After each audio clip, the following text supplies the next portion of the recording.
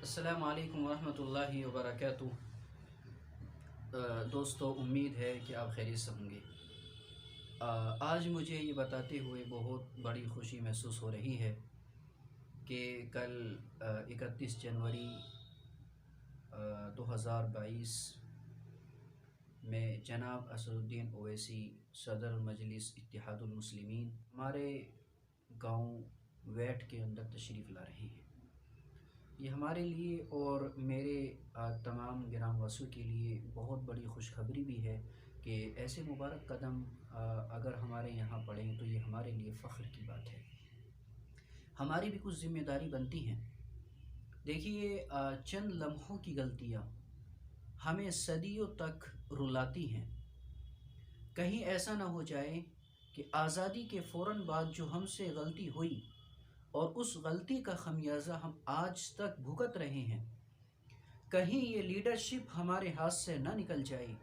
اور اس لیڈرشپ کے نکلنے کے بعد جو خطرہ یا جو حالات آزادی کے بعد سے اب تک بنے ہوئے تھے وہ ایک مرتبہ پھر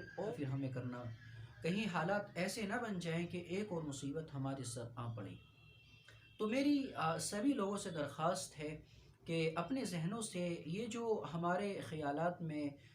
ہماری فضا میں ایک زہر گھول دیا گیا ہے کہ اسد الدین اویسی بی جے پی کی بھی ٹیم ہے، یہ تو فیصلہ بعد میں کر لینا، لیکن ضرورت اس بات کی ہے کہ آپ اپنی لیڈرشپ کے نام پر کم سے کم متحد تو ہو جائیں۔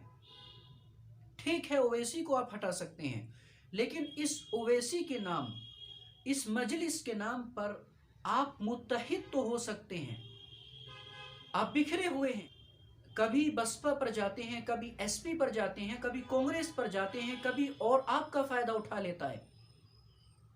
آپ کو سب سے زیادہ سخت ضرورت یہ ہے کہ آپ متحد ہو جائیں، آپ کسی بھی ایک پارٹی کو سپورٹ کریں، اور میرے ذہن سے ایسی کوئی بھی پارٹی اسد الدین اویسی کی مجلس اتحاد المسلمین کے علاوہ نہیں ہے کہ جس کے اوپر مسلمان کلیتاً متحد ہو سکتا ہے اور اس کا اتحاد فائدہ دے۔ تو اس لیے میرے سبھی حضرات سے درخواست ہے کہ جہاں جہاں مجلس کے کینڈیڈیٹ ہیں وہاں ان کو کامیاب کرانے کی کوشش کی جائے، اپنی ووٹیں وہاں ڈالی جائیں اور اپنی ووٹوں کو خراب نہ کیا جائے جہالت کی وجہ سے اور اپنی چند دن کی نیتا گیری کی وجہ سے، تھانوں تک کی اپنی نیتا گیری کی وجہ سے اپنے مستقبل کو، اپنے بچوں کے فیوچر کو خراب نہ کیجئے۔ خدا کے واسطے سوچئے، سمجھئے، اپنے ذہن کو لگائیے اور یہ کوشش کیجئے کہ آخر ہمارے اوپر جو حالات بن رہے ہیں اس کا آخر کچھ تو سلوشن ہوگا، کچھ تو اس کا حل ہوگا، اور اس کا حل یہی ہے کہ مسلمان مجلس اتحاد المسلمین کے نام پر متحد ہو جائیں۔ ان کا اتحاد ہی سب سے اچھا ہوگا، ان کا اتحاد ہی ایسا ہے جس سے مسلمانوں کو فائدہ ہوگا، ورنہ